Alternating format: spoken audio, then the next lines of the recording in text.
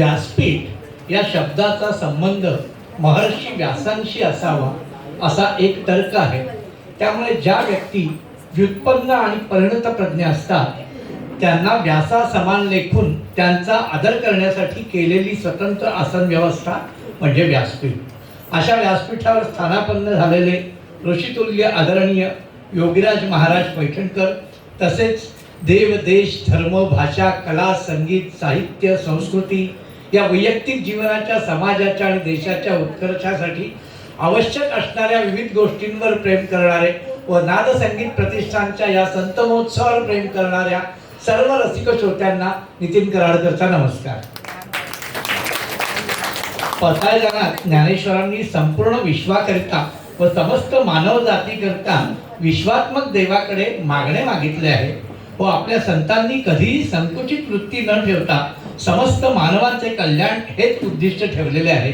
तेव्हा अशा संतांची कीर्तने, प्रवचने ऐकण्याचा लाभ मिळावा या हेतूने 4 दिवसांचा हा संत महोत्सव नाद संगीत प्रतिष्ठान आणि बालविकास संघ यांच्या संयुक्त विद्यमाने केला जातो. आणि याचा एक खांबी तंबू या आमच्या शुभांगीताई पेलतात हे मला आवर्जून सांगावंसं वाटतं.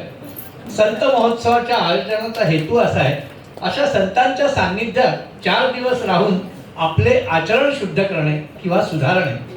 सध्याच्या परिस्थितीचे वर्णन लावण्यवती वैखरीचा स्वामी म्हणून ज्यांचा उल्लेख करावासा वाटतो त्या कैलासवासी प्राचार्य शिवाजीराव भोसले यांनी असं केलेलं आहे की वारीच्या मार्गावर वारकऱ्यांपेक्षा वाहनांचीच संख्या जास्त आहे. मोठ्या नगरात अनेक मजली रुग्णालये आकाशाला भिडली आहेत, पण आरोग्यमान मात्र उंचावलं नाही. जागतिक आरोग्य दिन, महिला दिन साजरे होतात, पण घरातील गृहिणीला सहज फिरण्यासाठी आरोग्य मार्ग मात्र उरला नाही. जगात जे घडते त्याला व्यापकता आहे पण उंची नाही. संख्या ही संवेदनांची जागा भरून काढू शकत नाही. या जगात व्यक्ती, संस्था आणि उपक्रम यांना आवश्यक ते अवकाश लाभले नाही तर जग हे विराट अपघात क्षेत्र होणार आहे व ते तसे होऊ नये. नैराश्याला, अराजकतेला वेसण बसावी, उगाचच छोट्या कारणांवरून होणाऱ्या आत्महत्या टाळण्यासाठी 4 दिवसाच्या संत महोत्सवाचा हा समाजासाठी खालीचा वाटा उचलण्याचा एक प्रयत्न आहे असं मी नमूद करू इच्छितो. आपण सर्व संत महोत्सवाला भरपूर उपस्थितीने असता आणि हे 16वे वर्ष आहे याचा जरूर उल्लेख करावा असा वाटतो.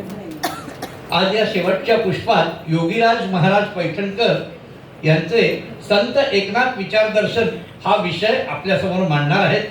त्यांचा मी थोडक्यात परिचय करून देतो. योगीराज महाराज पैठणकर श्री एकनाथ महाराज संस्थान श्री क्षेत्र पैठण हे महाराष्ट्रातील नामवंत कीर्तनकार, प्रवचनकार म्हणून सुपरिचित आहेत. शांतीब्रह्म श्री संत एकनाथ महाराजांचे ते 14वे वंशज आहेत. महाराज हे ज्येष्ठ आध्यात्मिक विभूती तथा श्री एकनाथ महाराज संस्थानाधिपती श्री भैयासाहेब महाराज पैठणकर यांचे नातू आहेत. योगीराज महाराजांचे पारमार्थिक शिक्षण श्री सद्गुरू श्री जोग महाराज वारकरी शिक्षण संस्था आळंदी येथे झाले असून तेथील कीर्तन परीक्षेत प्रथम क्रमांकाने ते उत्तीर्ण झालेले आहेत. येथील 4 वर्षाचा अभ्यास पूर्ण केल्यानंतर सन 2005 पासून महाराष्ट्र आणि महाराष्ट्राबाहेर अनेक कीर्तन व्याख्यानांच्या द्वारे वारकरी संप्रदायाचा प्रसार आणि प्रचार करीत आहेत. अनेक मोठमोठ्या व्यासपीठांवरून त्यांनी व्याख्याने दिली आहेत. इसवी सन 2006 साली त्यांनी शांतीब्रह्म श्री एकनाथ महाराज मिशन पैठण या सामाजिक संस्थेची स्थापना केली. जोग महाराज वारकरी शिक्षण संस्थेच्या शताब्दी वर्षपूर्तीचे औचित्य साधून त्यांनी ऑनलाईन वारकरी संप्रदाय अभ्यासक्रम परीक्षा हा नाविन्यपूर्ण प्रकल्पाची सुरुवात केली आणि या 3 वर्षाच्या अभ्यासक्रमाद्वारे सर्व संतांचे वाङ्मय अभ्यासण्याची जगभरातील हजारो विद्यार्थी याचा लाभ घेत आहेत. खरोखरच हे कौतुकास्पद आहे की ऑनलाईन अभ्यासक्रम अशा प्रकारे घेतला जातो आणि त्यात गुरु योगीराजांचं अनन्यसाधारण त्यात त्यांचं योगदान आहे. मिशनद्वारे इसवी सन 2018 पासून संत एकनाथ महाराजांच्या नावाने विविध 6 पुरस्कार देण्यात येत असून मुख्य भानुदास एकनाथ पुरस्कार आजवर अनेक महान विभूतींना देण्यात आलेला आहे. त्यातल्या आपली परिचित नावे म्हणजे श्री अण्णा हजारे, त्याच्यानंतर राम मंदिराचे कोषाध्यक्ष श्री गोविंद देव गिरी महाराज आदींचा समावेश आहे. मिशनद्वारे इसवी सन 2018 मध्ये श्री क्षेत्र आळंदी येथील श्री संत ज्ञानेश्वर महाराज समाधी मंदिरात असणाऱ्या श्री संत एकनाथ महाराज पाराचा जीर्णोद्धार करून त्या ठिकाणी श्री एकनाथ महाराजांच्या मूर्तीची प्रतिष्ठापना करण्यात आली आहे. शांतीब्रह्म प्रकाशनाच्या माध्यमातून वारकरी भजनी मालिका संत एकनाथ महाराजांचे चरित्र मराठी, संस्कृत व इंग्रजी या भाषेत प्रकाशित करण्यात आले असून पुढे लवकरच आणखी काही ग्रंथांचे प्रकाशन करण्यात येणार आहे. आवर्जून उल्लेख करण्याची गोष्ट म्हणजे भारताचे पंतप्रधान नरेंद्र मोदीजी यांच्या नाशिक दौऱ्याच्या वेळी त्यांची भेट घेऊन त्यांचा संप्रदायाच्या वतीने सत्कार करून संत एकनाथ महाराजांची मूर्ती व श्री एकनाथ कृत भावार्थ रामायण या ग्रंथाची प्रत त्यांना भेट देण्यात आली. या कार्यक्रमात वारकरी संप्रदायातील केवळ 14 महाराजांना आमंत्रित केले होते आणि यात एकनाथ महाराजांचे प्रतिनिधी म्हणून आपणास आमंत्रित करण्यात आले होते. संत एकनाथ महाराजांच्या संतांचे विचार हे फक्त सांगण्यासाठी नसून त्याचे आचरण व्हावे या उद्देशाने गेल्या अनेक वर्षापासून श्री एकनाथ षष्ठीच्या दिवशी स्वतःच्या वाड्यात त्यांनी वारकरी वैष्णवपाद्य पूजनास सुरुवात केली आहे. वृत्तपत्रीय स्तंभलिखाण, टेलिव्हिजनच्या माध्यमातून कीर्तन आणि संतांच्या वाङ्मयांचा प्रसार ते करीत आहेत. त्यांना पुरस्कार लाभले ते मी थोडक्यात सांगतो. मराठवाडा सेवा प्रतिष्ठान महाराष्ट्र पुणे या संस्थेचा मराठवाडा भूषण पुरस्कार हा त्यांना देण्यात आलेला आहे. पुणे येथील देशस्थ ऋग्वेदी ब्राह्मण शिक्षणोत्तेजक संस्थेचा ऋग्वेद भूषण हाही पुरस्कार त्यांना देण्यात आलेला आहे. शेवटी माझ्या शब्दात परिचय करताना मी एवढंच म्हणेन, त्यांच्या वाणीत माधुर्य आहे, वृत्तीत गांभीर्य आहे, विचारात ऐश्वर्य आहे आणि रूपात सौंदर्य तर आहेच आहे. समाजाला सुधारण्यासाठी त्यांनी स्वतःचे असामान्यत्व सामान्य जनात विलीन करून सामान्य जनांना असामान्य करण्याचं त्यांचं जे ध्येय आहे यात त्यांना पांडुरंगाने भरपूर यश दिलेलं आहे असं म्हटलं तर चुकीचं ठरणार नाही. कारण वारकरी संप्रदायातले असून आपण ऑनलाईन अनेक हजारो जगातल्या विद्यार्थ्यांना मार्गदर्शन करता हे आपली उपक्रम खूपच स्तुत्य आहे आणि खरोखरच वाखाणण्यासारखं आहे. मी शुभांगीताईंना विनंती करतो की त्यांनी महाराजांचा सत्कार करायचा आणि अमितजींना विनंती करतो की त्यांना टाळा प्रदान करावा.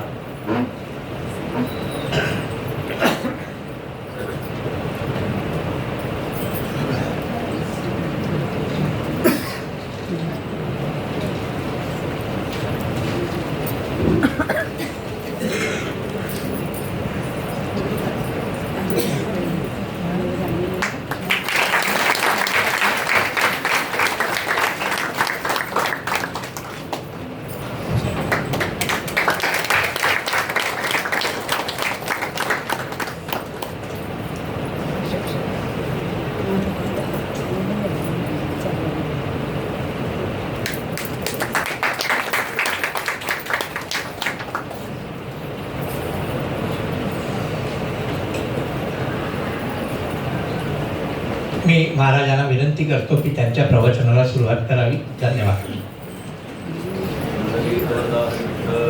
ज्ञानदेव तुकाराम दत्तात्रय जनार्दन श्री एकनाथ महाराज की जय.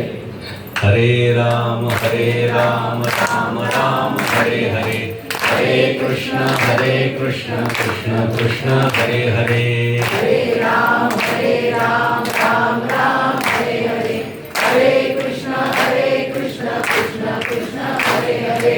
हरे राम राम राम हरे हरे, हरे कृष्ण कृष्ण कृष्ण हरे हरे. हरे राम राम राम हरे हरे, हरे कृष्ण कृष्ण कृष्ण हरे हरे. हरे राम राम राम हरे हरे, हरे कृष्ण कृष्ण कृष्ण हरे हरे.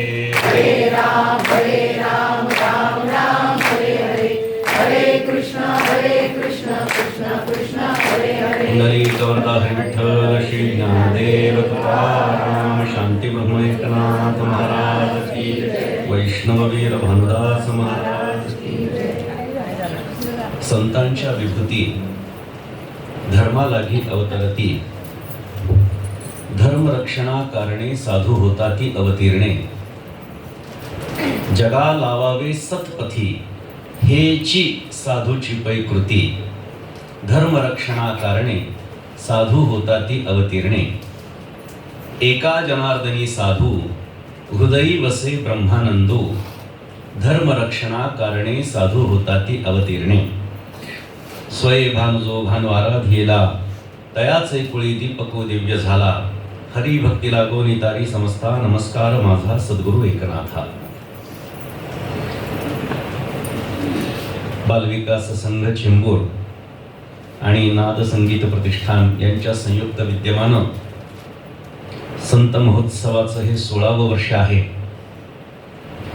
आणि त्याच्या 4थ्या दिवसाची प्रवचन रूपी सेवा, समारोपीय प्रवचन रूपी सेवा ही आज माझ्या वाट्याला आलेली आहे. या कार्यक्रमाचा आधारस्तंभ असणाऱ्या जोशीताईंना त्या निमित्ताने धन्यवाद देतो की आपल्या सर्वांची भेट या निमित्ताने, या कार्यक्रमाच्या निमित्तानं घडून आलेली आहे. आणि नुकतंच आपण ज्यांचं व्याख्यान श्रवण केलं ते संजयजी मुदाळे यांचं विश्व हिंदू परिषदेचे खूप मोठं कार्य हे महाराष्ट्रभर चालू आहे.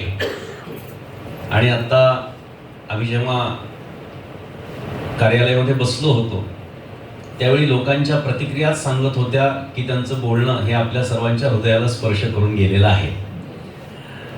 आणि त्यामुळे त्यांच्यानंतर मी काय बोलायचं हा मला प्रश्न पडला. त्यांचे आमचे तसे जुने संबंध आहेत, परंतु त्यांनी सांगितलं की मी तुमच्या प्रवचनाला बसणार आहे. मग मलाही प्रश्न पडला, आता ते बसणार आहेत म्हटल्यानंतर मी काय पुन्हा बोलायचं. कारण विषय दोन्ही तेच आहे, राष्ट्रकार्यात संतांचं योगदान.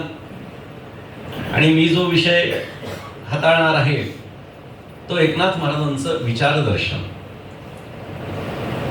आता एकनाथ महाराजांचं विचारदर्शन म्हणजे संतांचं विचारदर्शन आणि संतांचं विचारदर्शन म्हणजे एकनाथ महाराजांचं विचारदर्शन, ही गोष्ट आपण लक्षात घ्या. त्यामुळे माझ्या या व्याख्यानामध्ये, प्रवचनामध्ये जी काही प्रमाणं येतील ती कदाचित सगळ्याच संतांची असू शकतात.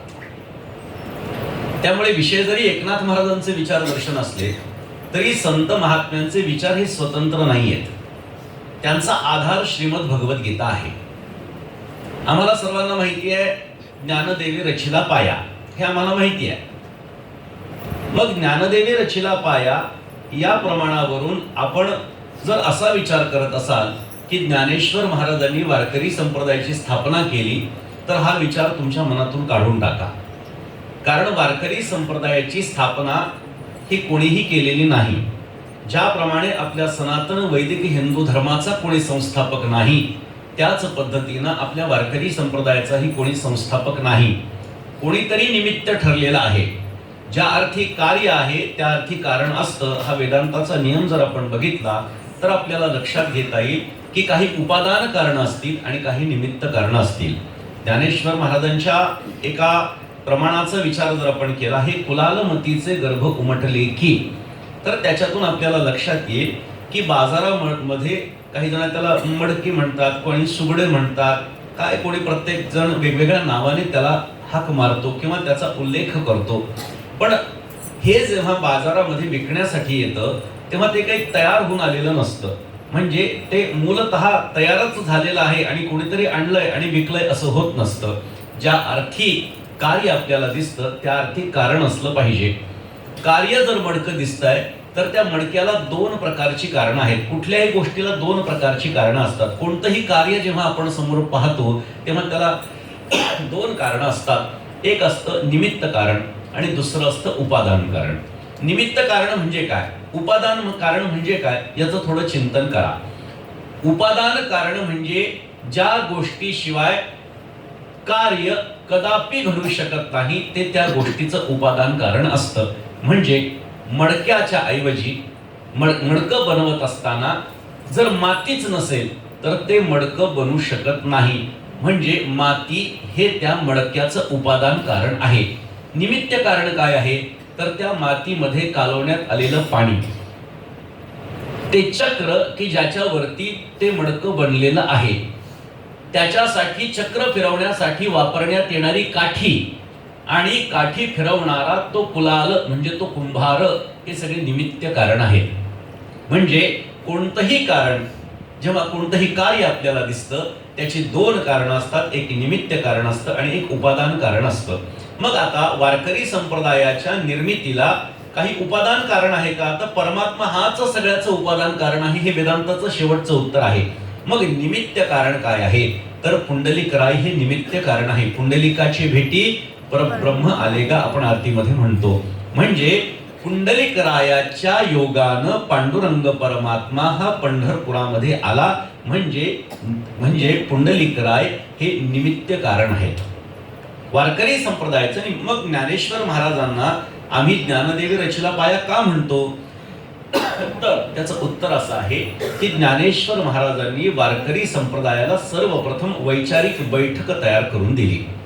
बघा तुम्ही, ज्ञानेश्वर महाराजांच्या आधीपर्यंत वारकरी संप्रदायामध्ये एकही ग्रंथ तयार झाला नाही. ज्ञानेश्वर महाराजांनी ज्या ग्रंथाचं परिपालन केलं, ज्याची टीका केली, ज्याचं अनुसरण केलं, जो विचार सर्वांपर्यंत पोहोचवला, ती श्रीमद भगवद्गीता आहे. की जी श्रीमद भगवद्गीता सनातन वैदिक हिंदू धर्माच्या प्रस्थानत्रयीपैकी एक मानल्या गेलेली आहे. म्हणजे दशोपनिषद, श्रीमद भगवद्गीता आणि ब्रह्मसूत्र ही सनातन वैदिक हिंदू धर्मांची तीन प्रमुख ग्रंथ संपदा आहे असं आपण म्हणू शकतो. म्हणजे हजारो ग्रंथ आहेत. या ग्रंथाच्या माध्यमातून नेमकं तत्वज्ञान सनातन परंपरेचं कोणतं आहे हे जर काढायचं असेल तर या तीन ग्रंथांचं परिशीलन केलं तर आम्हाला कळतं की हिंदू धर्माचं तत्वज्ञान काय आहे. तद्वत वारकरी संप्रदायाच्या प्रस्थानत्रयीचा जर आपण विचार केला तर ज्ञानेश्वरी, एकनाथी भागवत आणि तुकाराम महाराजांची गाथा या तीन ग्रंथांना वारकरी संप्रदायाची प्रस्थानत्रयी म्हटल्या गेलेलं आहे.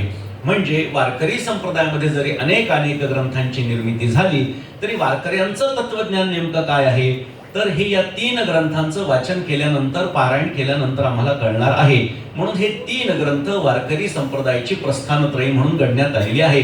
आता याच्यातली श्रीमद भगवद्गीता जी आहे त्या श्रीमद भगवद्गीतेमधली गीतेवरची मराठीतली म्हणजे प्राकृतातली ओविबद्ध टीका म्हणजे ज्ञानेश्वरी आहे. एकनाथी भागवत म्हणजे काय तर श्रीमद भागवताच्या 11 स्कंधामध्ये, 12 स्कंध आहेत श्रीमद भागवतामध्ये, दशम स्कंधाचा उहापोह जास्त होतो. कथाकार सुद्धा फक्त कथा सांगतात, कृष्णानं लीला कशा केल्या इथपर्यंत ते सगळं चालतं. पण त्याच्या नंतर 11 स्कंध जो विचार प्रदान करणार आहे, तत्वज्ञान दाता आहे, त्या 11 स्कंधाकडे मात्र अक्षम्य दुर्लक्ष होताना आपण पाहू शकतो. तर ते 11 स्कंधावरची मराठीतली टीका म्हणजे प्राकृतातली टीका म्हणजे एकनाथी भागवत आहे.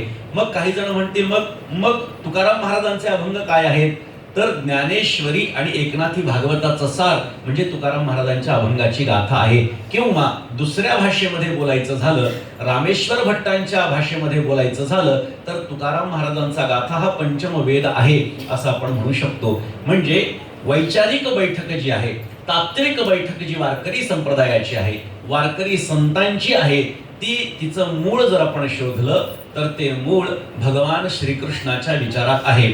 भगवान श्रीकृष्णाने आयुष्यामध्ये 2च शिष्य केले आणि त्या 2 शिष्यांना केलेला उपदेश हाच भगवंतानं केलेला खरा उपदेश आहे. लक्षात घ्या, हल्ली सोशल मीडियाचा कालखंड आहे. लोक आपल्या मोबाईलवरती, व्हॉट्सअपवरती स्टेटस वगैरे ठेवतात. मग त्याच्यामध्ये कृष्ण आणि राधेचा संवाद ठेवतात. मी खूप ठिकाणी हे बघितलं. मग ते कृष्ण आणि राधा एकमेकांच्या खांद्यावर खांदा डोकं ठेवून काहीतरी गप्पा मारतात आणि म्हणतात कृष्ण असा म्हणतो. कृष्ण काहीच म्हणत नाही. कृष्ण कुठे म्हणत असेल तर या 2च ग्रंथात बोलतो. लक्षात घ्या, इतरत्र कृष्ण कुठेच बोलत नाही. तो फक्त एकतर श्रीमद भगवद्गीतेमध्ये बोलतो, नाहीतर श्रीमद भागवताच्या 11 स्कंदामध्ये बोलतो. भगवान श्रीकृष्णाला आपण जगद्गुरु जरी म्हणत असलो तरी त्यांनी शिष्य मात्र 2च केलेत. मोठ्या लोकांचं हेच वैशिष्ट्य लक्षात घ्या. सगळं जग त्याला मोठं म्हणत असतो, सगळं जग त्यांना आपलं म्हणत असतो, पण मोठी माणसं फार ठराविक लोकांना आपलं म्हणत असतात. त्या पद्धतीनं भगवान श्रीकृष्ण जर का जगद्गुरु आहे, कृष्ण वंदे जगद्गुरुम असं आपण म्हणत असलो, म्हणजे अख्खं विश्व, अख्खं जग हे भगवान श्रीकृष्णाचं एक शिष्यत्व पत्करलेलं आहे असं जरी म्हणत असलं तरी भगवान श्रीकृष्णाने 2च शिष्य केले. पहिला आहे अर्जुन आणि दुसरा आहे उद्धव. आणि याच्यातली पहिली जी टीका आहे ती म्हणजे ज्ञानेश्वरी आणि दुसरी टीका आहे ती म्हणजे एकनाथी भागवत. मग वारकरी संप्रदायाच्या तत्वज्ञानाचा उगम हा भगवान श्रीकृष्णापासून झालेला आहे.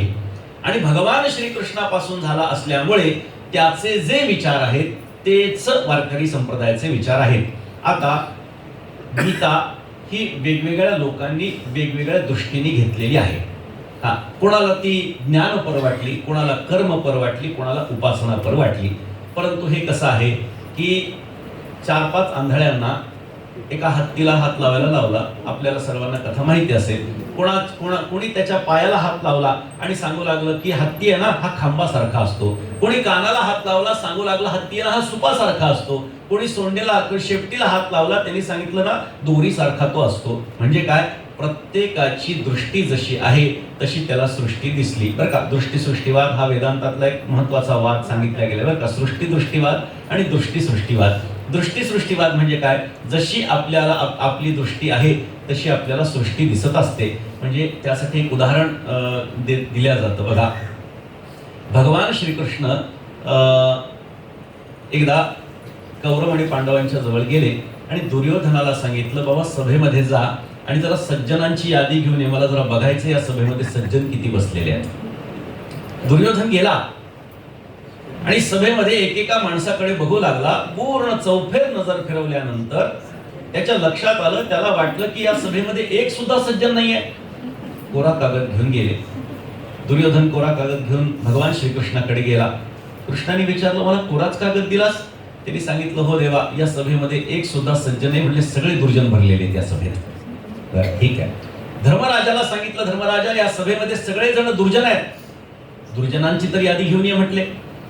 धर्मराज गेले आणि त्यांनी बघितलं, चौफेर नजर फिरवली आणि सर्वत्र नजर फिरवल्यानंतर रिकामाच कागद घेऊन आला आणि सांगितलं हे घे देवा. देवाने विचारलं रे तू सुद्धा काही नाव आणलं नाहीस? त्यांनी सांगितलं देवा या सभेमध्ये एकही दुर्जन दिसलेला नाही. लक्षात घ्या, सभा तीच आहे. दुर्योधनाला कोणी सज्जन दिसत नाही आणि धर्मराजाला कोणी दुर्जन दिसत नाही. याला म्हणतात दृष्टी सृष्टीवाद. जशी आपली दृष्टी आहे तशी आपल्याला सृष्टी दिसत असते. हे मी का सांगतोय, हे कशासाठी सांगतो? सांगण्याचं तात्पर्य असं आहे की आमची दृष्टी जशी आहे तशी आम्हाला सृष्टी दिसत असते. इथे भगवान श्रीकृष्णाचं तत्वज्ञान हे आम्हाला सर्वांनी दिलेलं आहे. भगवान श्रीकृष्ण हा व्यापक आहे आणि त्या व्यापकतेमधून त्यांनी जिथे जिथे उपदेश केलेला आहे तो उपदेश हा आम्हाला या 2 ग्रंथामध्ये पाहायला मिळतो. आणि हा भगवान श्रीकृष्णाने केलेला उपदेश आहे. वारकरी संप्रदायाचा आराध्य जे आहे तो पांडुरंग परमात्मा आहे. आणि पांडुरंग परमात्मा हा दुसरा तिसरा कोणी नसून स्वतः भगवान श्रीकृष्ण आहे. कुंडलिकाच्या भावार्था गोकुळीहुनी झाला येता असं जेव्हा वर्णन भगवान विठ्ठलाचं होतं तेव्हा आपल्याला लक्षात घेता येतं की तो पांडुरंग परमात्मा जो विटेवरती पंढरपुरामध्ये उभा आहे तो परमात्मा हा केवळ गोकुळाहून इथे आलेला आहे. मला हे सगळं सांगण्याचं तात्पर्य काय? तुम्ही म्हणाल विषय एकनाथ महाराजांचं विचारदर्शन हे काहीतरी वेगळंच सांगू लागलेत. मला मूळ विषयाकडे यायचं आहे. इथे जे विचार ज्ञानेश्वर महाराज आदी सर्व संतांनी मांडलेले आहेत तेच विचार एकनाथ महाराजांनी मांडलेले आहेत. वारकरी संप्रदायाचा विचार म्हणजे आपण गीतेचा विचार करत होतो, जशी ज्याची दृष्टी आहे तशी त्याची दृष्टी दिसून येते, सृष्टी दिसून येते. आणि म्हणून ज्ञानेश्वर महाराजांनी ज्ञानोत्तर भक्ती या विषयातून या अनुषंगानं या श्रीमद भगवद्गीतेकडे बघितलेलं आहे.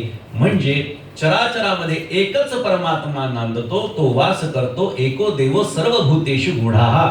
किंवा दुसऱ्या भाषेमध्ये बोलायचं झालं, जयापासून सगळं महिमंडळ हे झाले, ज्याच्यापासून अख्खी सृष्टी निर्माण झाली तो परमात्मा ह्या सगळ्या गोष्टीचं मूळ आहे. किंवा यतो वा इमानी भूतानी जायन्ते येन जातानी जीवन्ति यत्पर्यंत विसंविशन्ति तद विजिज्ञासा स्वतत ब्रह्मेति, असं त्या ब्रह्माचं जे वर्णन केलेलं आहे तो ब्रह्म हा सगळ्या ह्या गोष्टीचा सूत्रधार आहे. आणि तोच परमात्मा विविध रूपानं नटलेला आहे आणि तो परमात्मा चराचरामध्ये व्याप्त आहे. किती कशी दृष्टी आहे तर जे जे दृष्टी दिसे ते ते हरिरूप. त्यामुळे संतांचा विचार मूलतः काय आहे की वासुदेव सर्वमिती. काय सांगितलंय पुढे, समहात्मा सुदुर्लभ असं सुद्धा सांगितलेलं आहे. सर्वत्र चराचरामध्ये परब्रह्म व्यापक आहे हा एक विचार झाला. पण असा विचार करणारा जो महात्मा आहे तो सुदुर्लभ असं सांगितलेला आहे, तो दुर्लभ सांगितला गेलेला आहे. म्हणून वैचारिक दृष्ट्या जर आपण बघितलं तर भगवान श्रीकृष्णाचं तत्वज्ञान हे वारकरी संप्रदायाचं तत्वज्ञान आहे. मग वारकरी संप्रदायाचं तत्वज्ञान हे सामान्य लोकांमध्ये मिसळून सामान्यांच्या भाषेमधून सांगण्याचा विचार हा एकनाथ महाराज अधिक संतांनी करून ठेवलेला आपण पाहू शकतो. आता एक गोष्ट आपल्याला लक्षात आली की संतांचे विचार हे सर्वत्र फक्त भगवान श्रीकृष्णाच्या विचारातून आलेले आहेत, ही गोष्ट आपल्याला कळाली. मग आता दुसरा मुद्दा की भगवान श्रीकृष्णानं गीतेमध्ये अनेक विचार मांडलेले आहेत. त्यातला नेमका विचार कोणता वारकरी संप्रदायाने उचलला तर मी आपल्याला सांगितलं ज्ञानोत्तर भक्ती हा विचार संत महात्म्यांनी उचललेला आहे. म्हणजे ज्ञान प्राप्त करायचं आणि ते ज्ञान प्राप्त झाल्यानंतरही भगवंताची भक्ती करायची. लक्षात घ्या, आपल्याकडे अनेक असे उदाहरण आहेत की त्या उदाहरणामध्ये त्यांनी फक्त ज्ञान प्राप्त केलंय, परमात्म्याची अपरोक्षानुभूती प्राप्त केलेली आहे, तो परमात्मा प्रत्यक्ष जाणून घेतलेला आहे. परंतु जाणल्यानंतर त्या ठिकाणी त्यांचं थांबणं झालेलं आहे. पण इकडे आमचे संत काय सांगतात, ज्ञान गेळूनी गावा गोविंद गा. म्हणजे ज्ञान गिळायचं आहे. मला जे ज्ञान प्राप्त झालेलं आहे, परमात्म्याची जी अपरोक्षानुभूती मला प्राप्त झालेली आहे, त्याच्या आनंदामध्ये मग्न मी न होता जगा लावावे सत्पथी हेची साधूची पैकृती या न्यायाप्रमाणे किंवा जे जे आपणासी ठावे ते ते इतराशी शिकवावे या न्यायाप्रमाणे या प्रमाणाप्रमाणे काय करायचं, आम्हाला जी गोष्ट प्राप्त झाली ती इतरांनाही प्राप्त व्हावी. ज्ञान प्राप्त झालं म्हणजे परमोच्च बिंदू प्राप्त झाला असं नाही. एकनाथ महाराजांच्या एकनाथी भागवताचा तात्विक विचार जर आपण बघितला तर याच्यामध्ये नाथ महाराजांनी सांगितलंय पंचम पुरुषार्थाची भक्ती मज पढ्यंती उद्धवा. हे नाथ महाराजांचे तात्विक विचार आहेत. इथे आपण संत एकनाथ महाराज विचार दर्शन पाहतोय ना. आता पहिला विचार आपल्याला करायचा एकनाथ महाराजांच्या तात्विक दर्शनाचा. म्हणजे एकनाथ महाराज हे तात्विक दृष्ट्या तत्वज्ञानाच्या दृष्टीनं कोणत्या विचाराचा मागोवा घेतात हा विचार पहिले आपल्याला बघायचा आहे. याच्यामध्ये एक महत्वाचं आता जे प्रमाण आपल्याला सांगितलं की पंचम पुरुषार्थाची भक्ती मज पढियंती उद्धवा, हे नाथ महाराजांचं तात्विक तत्वज्ञान आहे. म्हणजे काय तर परमात्म्याची चतुर्विध पुरुषार्थ आहे. धर्म अर्थ काम आणि मोक्ष हे चतुर्विध पुरुषार्थ आहेत. आपल्या परंपरेमध्ये आपल्या सनातन वैदिक हिंदू धर्मियांच्या परंपरेमध्ये आपल्याला चारच पुरुषार्थ सांगितलेले आहेत. धर्मानं वागावं, अर्थ प्राप्त करावा, कामाचा विचार आहे. आता काम हा शब्द आपण आज वेगळ्या अर्थानं वापरतो, वेदांतामध्ये किंवा शास्त्रामध्ये याचा वेगळा विचार आलेला आहे. आणि मोक्ष म्हणजे परमात्म्याची प्राप्ती. आता परमात्म्याची प्राप्ती म्हणजे काय तर त्याच्यामध्ये सुद्धा आपण बहुश्रुत आहात. आपण 16 वर्षांपासून ज्या अर्थी हे अशा पद्धतीने ऐकता आजूबाजूच्या कीर्तन प्रवचनाला जात असाल, आता सोशल मीडिया आलेला आहे त्याच्यातून पण ऐकत असाल तर परमात्म्याच्या मुक्तीचे सुद्धा 4 प्रकार आपल्याकडे शास्त्रामध्ये सांगितलेले आहेत.